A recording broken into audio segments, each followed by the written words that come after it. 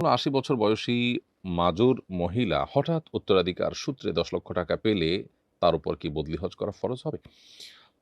৮০ বছর বয়সী মাজুর মহিলা যদি উত্তরাধিকার সূত্রে এমন টাকা পান যেটা দিয়ে হজ করা যায়, তাহলে সেক্ষেত্রে তার উপরে হজ ফরজ হবে।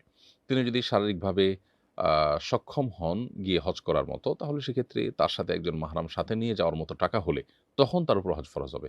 আজকাল ৳১০,০০,০০০ বাংলাদেশ থেকে হজ করা যায় না।